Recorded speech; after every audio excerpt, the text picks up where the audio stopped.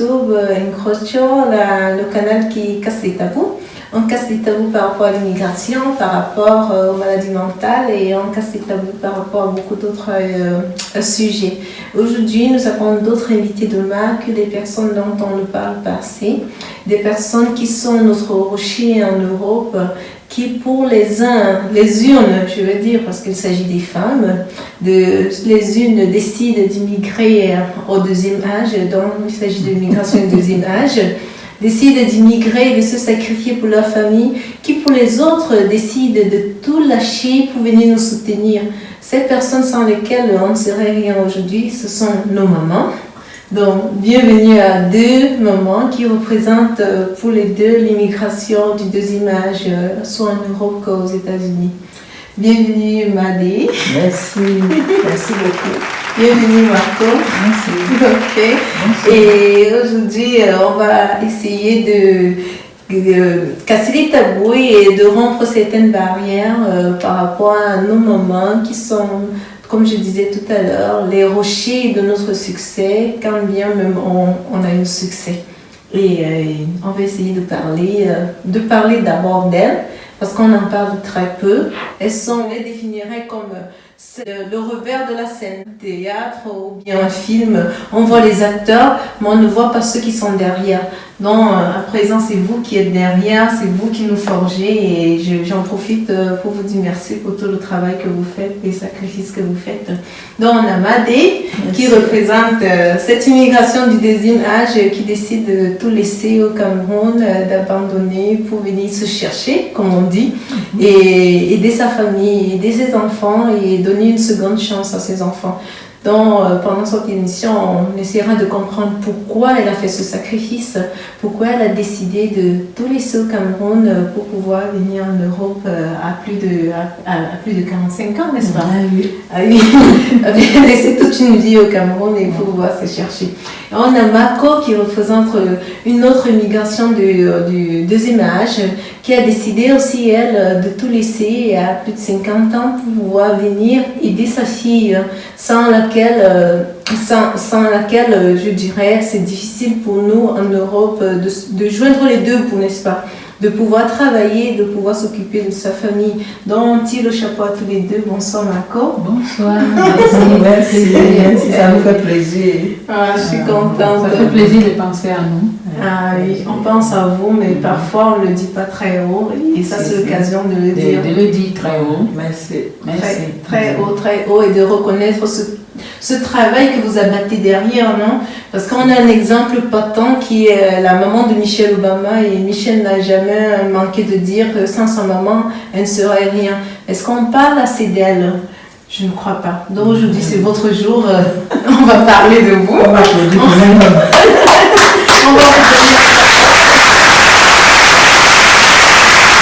Penser à nous. Ah oui, ça va droit au cœur. Ça va droit au cœur, vraiment. Parce que vous existez, on nous voit, mais derrière, c'est bien vous. C'est nous voici. Oui. Ok. C'est bien nous. Ok, c'est bien vous. C'est bien vous. Vous êtes les acteurs, les directeurs de scène et vous tirez les films. On va commencer avec Madé. Madé qui est un peu aussi ma mère, parce que comme vous savez, en Afrique, on n'a pas qu'une seule mère. J'ai ma mère biologique, mais j'ai beaucoup d'autres mamans. J'ai eu l'occasion d'habiter avec Madé à Minta, pour ceux qui savent, à Okola, à Obac.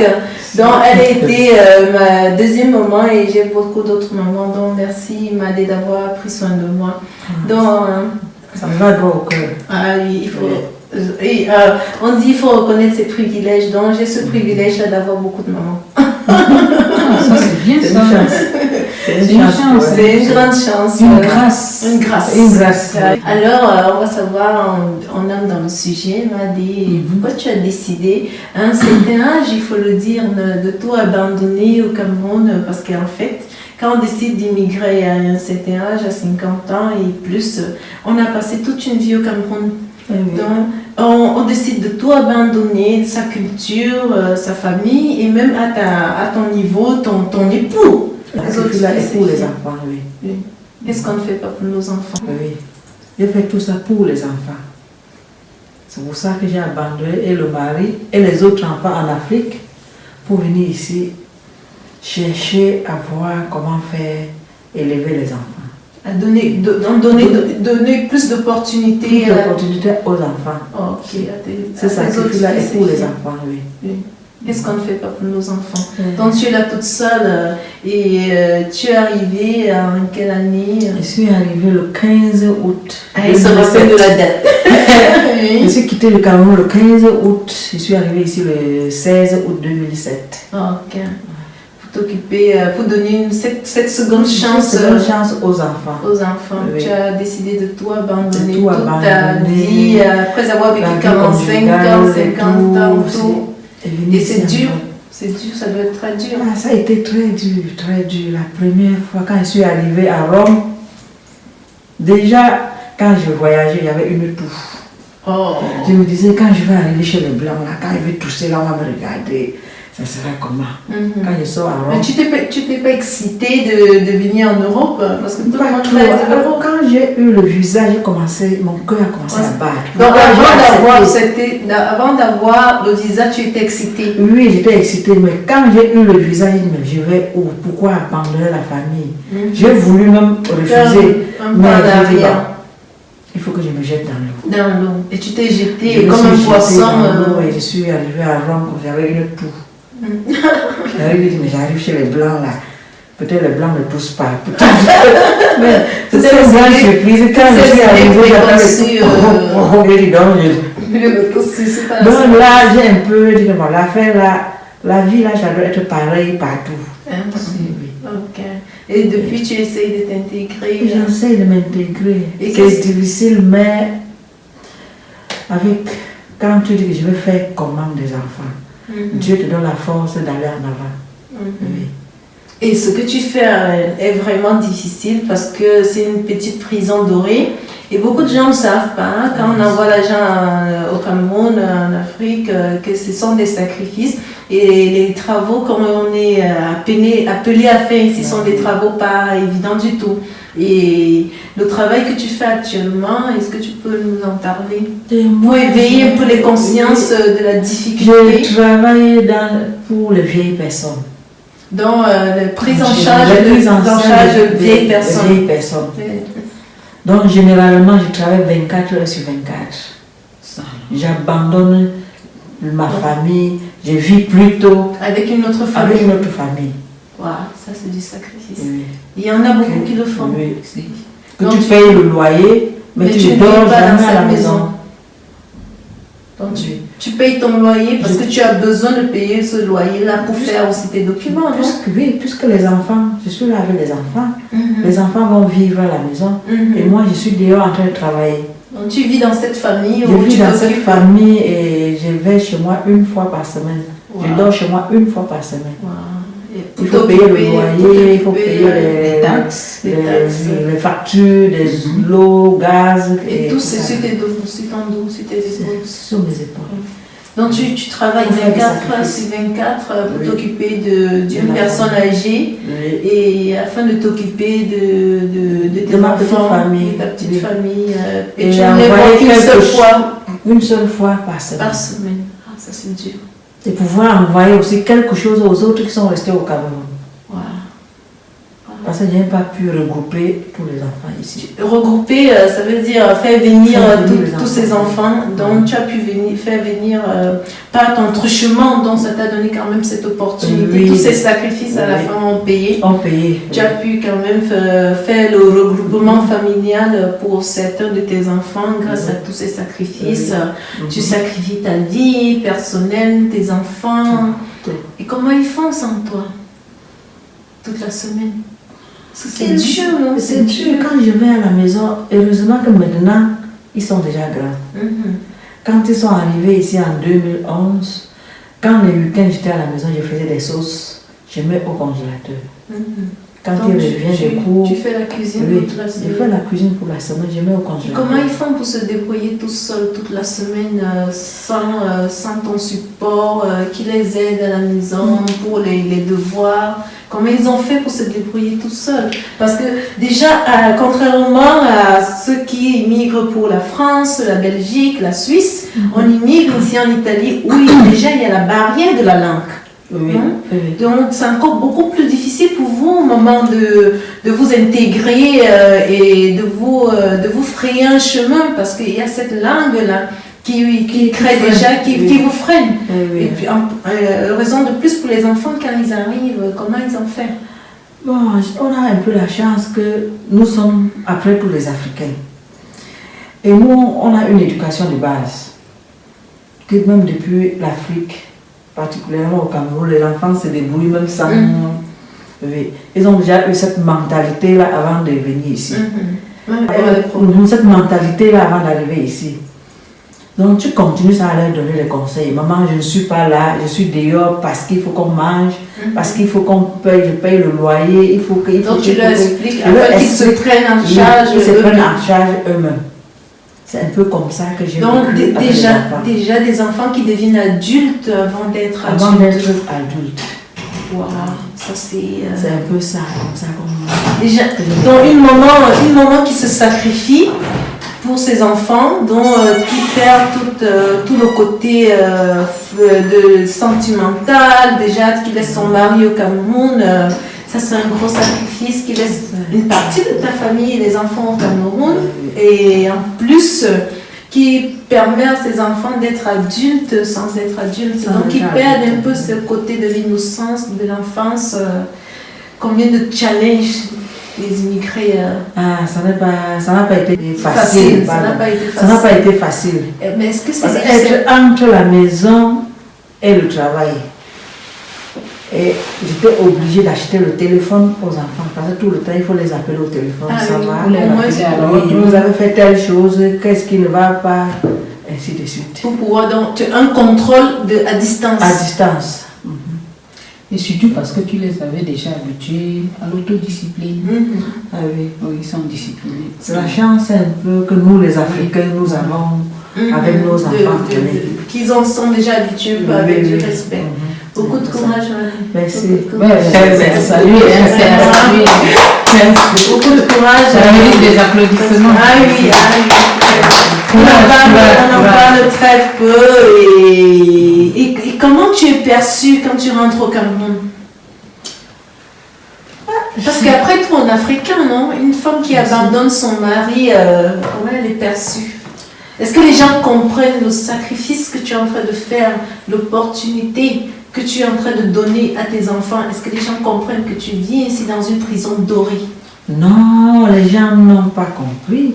D'aucuns ont dit que je suis ici pour faire la prostitution. Oui. Elle est ici, elle a épousé les Blancs. Il y a beaucoup même qui m'ont accusé disant que j'ai abandonné le mari pour venir épouser le Blanc. Mais ils étaient surpris. Quand je vais au Cameroun, je dors chez moi. Sans savoir ce que tu vis. Oui, je dors chez moi. C'est pour ça que c'est intéressant d'avoir ce genre d'émission afin de vous donner la parole, non? Afin de casser cette barrière, ce tabou, cette selon idée. lequel on va pour épouser les Blancs, on va pour devenir infidèle, on a abandonné l'homme dans la misère. Mais tu as quel temps? Puisque tu travailles 24 sur Le truc, c'est qu'ils 24. ne savent pas, personne n'en parle. Quand mon fils est arrivé ici, il lui a dit viens voir là où je suis pour chercher les hommes. Il est venu voir. Il a vu que maman travaille du 24 sur 24. Tu t'occupes d'un vieillard. Oui. Et ça, c'est un autre tabou parce que beaucoup de personnes au Cameroun ont aussi ce problème qu'on a même des vieillards et on ne trouve pas du personnel. On ne trouve pas de personnel pour s'en occuper parce que les jeunes filles comme moi, personne ne veut s'occuper des vieillards. Pourtant, c'est le travail qu'on fait ici. C'est le travail qu'on fait ici. C'est le travail qu'on fait ici. Et je veux dire, une des premières choses qui m'a marquée quand je suis arrivée en Europe, et ça c'est un des traumatismes qu'on vit, on fait des métiers qu'on ne se serait jamais imaginé de faire en Afrique. On le fait par sacrifice. Et quand quelqu'un te dit au Cameroun, j'ai besoin de l'argent, c'est tu comme si envoies de l'argent, on ne te dit même pas merci. On ne dit même pas qu'ils ont vu de l'argent. C'est toi qui dois rappeler, est-ce que tu as vu de l'argent? Ah oui, j'ai vu. Mais ils ne savent pas ce que tu fais, Marie. Ils ne savent pas ce que tu fais. Ils te voient toute belle aujourd'hui, toute rayonnante. Regardez comme vous êtes. C'est ça qu'on voit. On ne voit pas le derrière de la scène. On ne voit pas ça. Beaucoup de sacrifices. Beaucoup de sacrifices. Beaucoup de sacrifices. Beaucoup de courage, on va dire. Merci. Continue. beaucoup de courage, on est avec toi et on sait ce que tu vis et c'est important qu'on en parle. C'est important qu'on dise quelle est votre vie et de tous les jours. C'est important d'éveiller les consciences et que le message arrive à tout le monde qui est resté au Cameroun, à tout le monde qui te demande de l'argent, qu'ils sachent que c'est pas évident. Quelqu'un m'a demandé un jour que pourquoi vous tous en Europe vous avez toujours malheureux, les hommes comme les femmes. Et pourquoi on a malheureux? Pourquoi toujours on a malheureux? Parce qu'on travaille beaucoup. Et non seulement tu dois porter des personnes âgées qui pèsent 60 kilos et tu dois les soulever, faire tout ça mettre la couche et moi-même aujourd'hui j'ai mal au dos parce que j'ai gardé beaucoup de personnes âgées. Tu dois soulever, mettre la couche, faire ceci. Et les hommes font aussi le travail dur. C'est pour ça que tout le monde a mal au rein. Oh mon Dieu. Comment on va se retrouver dans ça? Merci Marie et beaucoup de courage. On va revenir encore sur d'autres sujets. Et aussi les enfants, ils sont reconnaissants parce que ils ont accepté d'être autodisciplinés pour lui rendre la tâche facile. Ah oui, ils sont aussi à féliciter. Oui, ils sont à féliciter. Félicitations les enfants. Alors on passe à Marco. Oui. Marco qui elle aussi est en train de faire une immigration du second âge. Une maman qui a accepté de venir en Europe après 50 ans. Il faut déjà lui tirer un chapeau. Pour des raisons différentes, mais toujours beaucoup de sacrifices, qui appellent beaucoup de sacrifices. Elle a bien accepté de venir aider sa fille chérie avec ses enfants et rendre mon frère qui est son gendre. Alors Marco, pourquoi as-tu décidé de venir aider ta fille? Pourquoi as-tu décidé de venir en Europe avec le froid, rester à la maison tous les jours? C'est pas évident. Au pays, vous avez vos habitudes, vos activités, en plus dans un pays parallèle, mais oui, en dehors d'être fonctionnaire. En plus, un pays où on ne parle pas le français. Donc déjà, il y a cette barrière-là. Comment tu fais et pourquoi tu as accepté ce challenge-là? C'est par amour pour ma progéniture.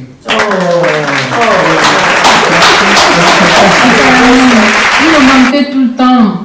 La maman, les enfants, mon beau-fils. Je n'avais jamais vécu avec lui. Je suis venue d'abord une première fois. Oui, pour les unir. J'ai pris goût. Et je vivais ce bonheur-là, parce que ça fait aussi mon bonheur. Quand les enfants se mettent ensemble et pour toujours devant Dieu et devant les hommes. Ça c'est beau ça. Oui. Donc un sacrifice par amour. Par amour. Parce que j'ai beaucoup apprécié le geste qu'ils ont fait. Ils ont fait des études, ils ont pensé à fonder une famille. Ce qui a encouragé. Alors quand je pensais que je suis là, le jour où ils vont travailler les deux, quand les enfants retournent à la maison, il leur faut toujours sortir tôt du travail pour aller les prendre. Ils sont mineurs, on ne peut pas les laisser seuls. Ça m'a tiqué. J'ai réuni beaucoup de force et beaucoup de courage. Je suis venue rester à leur côté. Vous leur donnez un coup de main parce qu'avec les enfants, travailler tous les deux. Travailler tous les deux, autant pour moi, avec les enfants mineurs. Il faut tenir par la main pour accompagner à l'école, il faut aller chercher. Quand ça ne va pas, on appelle la maison, il faut intervenir. C'était pas facile. Parce que c'est pas facile pour eux et qu'ils ont besoin d'un coup de main. Et quand les deux travaillent, il faut rentrer avant de faire le repas familial. C'est quelque chose, c'est pas évident. Il faut faire des petites courses. Quand il y a déjà des ruptures à la maison, il faut compléter. Il faut les faire manger parce que j'ai remarqué que le plus jeune n'arrivait pas à bien manger. Mais parce qu'on n'a pas assez de temps, c'est ça? Non, c'est qu'il est capricieux, les enfants, ils sont capricieux. Il faut beaucoup de sacrifices pour les nourrir.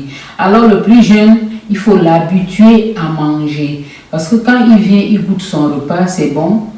Il n'arrive pas à trouver le temps de se concentrer pour manger parce qu'ils aiment jouer. Or, quand le parent veut déjà aller au travail, l'enfant n'a pas mangé, il va arrêter. Parce qu'ici, on ne blague pas avec le travail. On te paye en fonction de ton rendement. Il n'y a pas de détournement ici. Non. Tu as donné les yeux. Donc tu te rends compte des difficultés. Je me rends compte de beaucoup de difficultés, du stress. Du stress parce que quand la maman va au travail, elle laisse son enfant qui ne part pas encore à l'école avec la nounou, elle est stressée au travail. Le cœur n'est pas tranquille. Elle ne sait pas ce que la nounou reste faire dans sa maison, sur son enfant. Et il y en a qui font dormir l'enfant toute la journée. Elle-même dort. Quand elle voit que la maman rentre déjà, c'est là où elle bricole quelques petits trucs. Et puis, elle ne peut pas prendre le temps matériel pour bien nourrir l'enfant. C'est un nourrisson, comme on le dit dans le vrai sens du terme. Il faut prendre le temps, c'est-à-dire supporter les caprices d'un enfant pour qu'il mange. Le laisser être enfant à la fin, parce que ce sont des enfants. Ce sont des enfants. Donc il ne peut pas manger au rythme de l'adulte.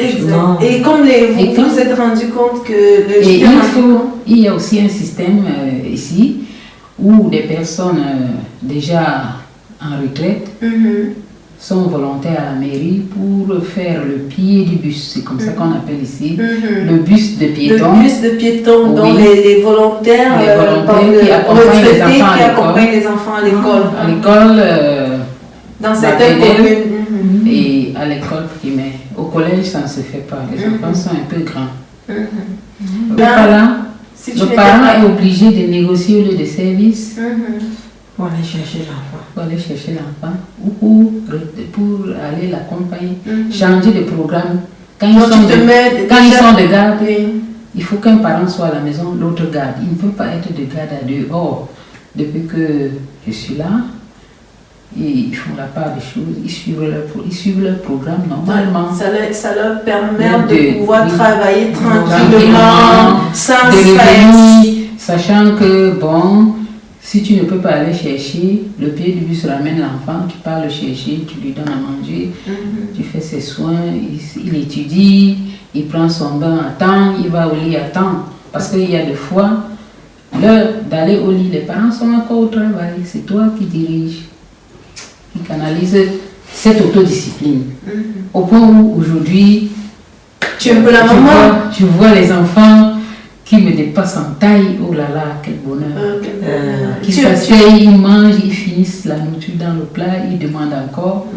Et ça permet de fierté. C'est une de mes, ça marque les points. Je marque les points. Parce que je les vois manger, je les vois s'épanouir. Quand je traîne un peu là au lit, ils vont faire leur petit déjeuner. Et selon toi, sans toi, comment ils faisaient ou bien? Sans moi, ils souffraient.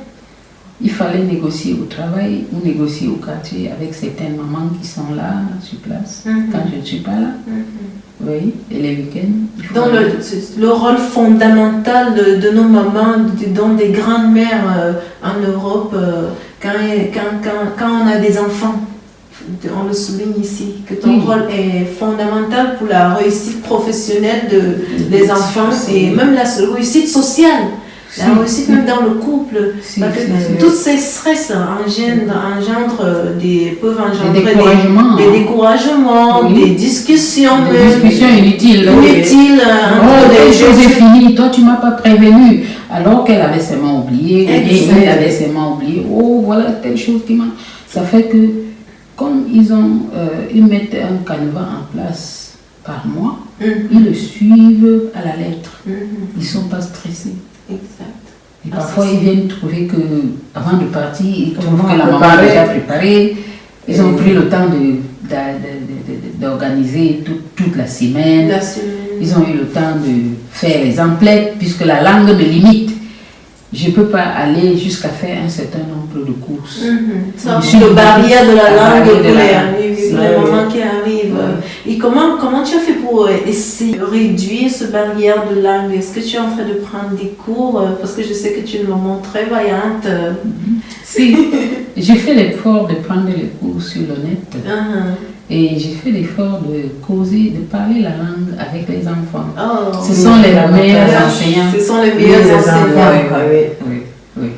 Et j'ai fait l'effort de sortir, rencontrer des personnes, essayer de parler la langue. Bon, quand ça ne va pas, je tourne en anglais. Parce que le français est moins parlé ici, c'est l'anglais. L'anglais qui est la langue et je vois que dès que je tourne, je dis un mot en anglais, la personne s'efforce aussi de m'expliquer ça en anglais, au point où on tombe d'accord. Au moins de comprendre ce que tu voulais dire. Merci maman pour tout ce que tu fais pour ta fille et ton gendre.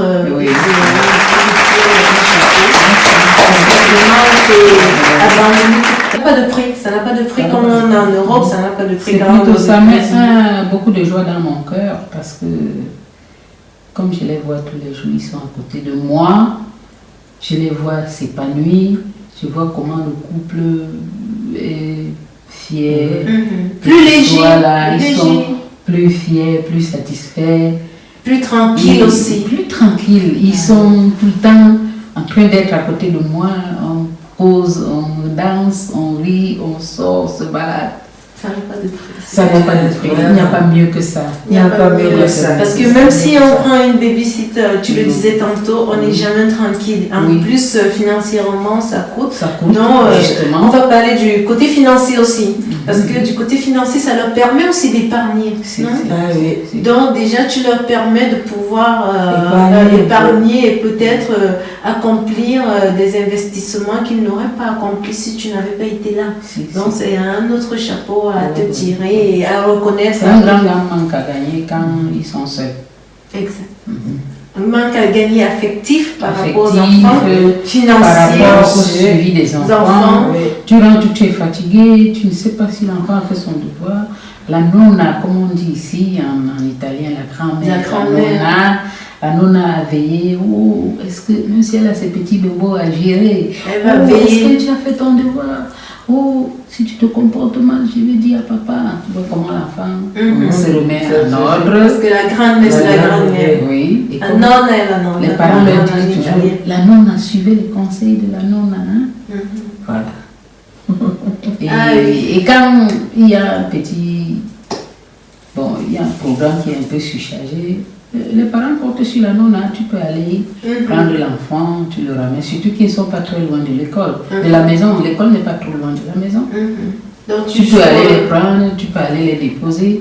Si tu as affaire, tu les déposes au pied. Très bien. Et ce sacrifice d'immigration par amour que nous avons entendu par Marco, d'immigration aussi par amour que nous avons entendu par Madé qui a immigré par sacrifice pour ses enfants, l'amour de ses enfants. Donc aujourd'hui, on nous parle d'amour. Tout se fait... Toutes deux ont fait ce choix par amour. Mais alors parlons des challenges que les deux ont eu, comme on disait tantôt, lors de leur choix. Quelles sont les difficultés qu'elles ont rencontrées quand elles sont arrivées en Italie? Parce que nous l'avons dit tantôt, l'Italie c'est un pays où on ne parle pas le français, parce que vous venez toutes deux du Cameroun, où les deux langues officielles sont le français et l'anglais. Donc, comment vous avez fait pour pouvoir vous intégrer dans cette société? Quelles sont les difficultés que vous avez rencontrées? Et qu'est-ce que nous, comme enfants, pouvons faire pour pouvoir rendre votre vie un peu plus légère? Comment on peut vous aider dans cette intégration, vous sentir beaucoup plus épanoui aussi? Madi, quelles sont les difficultés que tu as rencontrées au début? Moi, la langue pour moi était vraiment difficile. Un challenge. Oui, à un certain moment, j'ai voulu aller plutôt en France, là on parle français. C'est pas mal français non plus. Oui, j'étais obligée de chercher un petit carnet, avec un petit dictionnaire. Tout le temps j'écrivais les petits mots, comment on peut appeler le plat, la fourchette, comment on peut dire bonjour. Donc tu as été autodidacte alors? Si, après je suis allée à l'école de langue. J'ai fait juste une semaine. Et on a fermé l'école. Ils sont partis en vacances. Entre-temps, je lisais beaucoup. J'achetais les journaux pour lire. Je regardais aussi beaucoup la télévision. Et j'écrivais, chaque mot là, j'écrivais en français, je traduisais en italien. C'est comme ça que je lisais. Donc tu as appris sur le tas? Oui. Et j'ai eu la chance de trouver un boulot, un travail. C'est au travail que j'ai appris. Oui. Tu as appris dans l'opérativité sur le tas. Oui. Ok. Donc Donc ça, c'était ta difficulté majeure. Oui, est-ce que tu as aussi eu la difficulté du détachement de ta famille, la solitude? Parce que j'entends parler de ça très souvent. Et surtout que tu vis dans une famille étrangère, non? Oui. Les nouvelles habitudes, nouvelles cultures, comment quand j'étais toute seule, je pleurais. Oh non. Je m'enfermais dans la chambre, je pleurais. Oh pourquoi je suis venue ici. Si bien qu'un jour, ma belle-soeur a dit, mais on peut te payer le billet, tu rentres au Cameroun. J'ai dit, oui, payez-moi le billet. J'avais des difficultés. J'ai resté souvent, je dis, mais j'ai abandonné les enfants, tout le monde. Qu'est-ce que je suis venue ici? Dans des remords. Oui. Je m'enfermais là dans la chambre, je pleurais. Ça, on entend de plus en plus les gens qui arrivent. Oui. Après, j'ai dit, bon, tous ces sacrifices-là, c'est pour les enfants. Ça m'a donné la force. Je t'ai rappelé de ton but voilà, ça m'a donné la force d'aller de l'avant. Donc, la barrière de la langue et la solitude qu'on rencontre en Europe, parce que on va dire ce qu'on veut bien dire. L'Europe, c'est un continent qui est beaucoup plus solitaire que l'Afrique, où on est toujours entouré de la famille, du surtout, on avait honte de parler, disant que je vais parler, on va peut-être se moquer de moi. Et pour ça, il faut bien parler, il faut faire les erreurs pour apprendre. J'ai eu des difficultés. Quelles sont tes difficultés, Margot? Au début, je cherchais à maîtriser la langue. Parce que quand je cherche à maîtriser quelque chose, pour mon cas exceptionnel, ça m'a déjà dépassé, c'est un défaut, c'est une déformation. Je ne prends pas note, je cherche à caler dans la tête d'abord. J'ai commencé à prendre note, ça m'a dépassé. J'ai serré le cœur. Ce qui fait que j'attendais la traduction de mes enfants. Je ne comprenais rien. Tu traduisais. Elle et son mari, ils étaient obligés de m'accompagner partout. J'avais un besoin, ils m'accompagnaient. Et moi, à un moment donné, ça me dérangeait. Mais à ma grande surprise, ils étaient même très contents de m'accompagner. Ce qui fait qu'ils ont pris la peine de m'expliquer beaucoup de choses. Avec beaucoup de tendresse, beaucoup d'amour. Et c'est là où j'ai pris goût. Oui. C'était pas facile, parce qu'à un moment donné, je me reprochais beaucoup, j'avais même honte de rester avec eux. Parce que parfois, je cherchais toujours à me retirer pour aller me cacher. Dès que j'ouvrais la porte, on causait un peu, je ferme la bouche. Donc, ils ont tout fait pour te mettre à l'aise. Pour me mettre à l'aise, ils m'ont ramené à la raison. On ne se gêne pas. Ça, c'est encouragé. Ça, c'est encore encouragé. Et bravo à ta fille et bravo à ton genre encore. Donc, difficulté de la langue que rencontrent nos mamans, surtout en Italie quand elles arrivent, et aussi la solitude dont tu as parlé, Madé. Et il m'a encouragé aussi à sortir, à parler aux gens. J'ai remarqué que dans cette société ici, en Italie, ce sont les grands-parents qui s'occupent des enfants, des enfants. Partout où on va dans les activités, c'est les grands-parents qui amènent les enfants. L'éducation, une nouvelle culture, une nouvelle façon de vivre.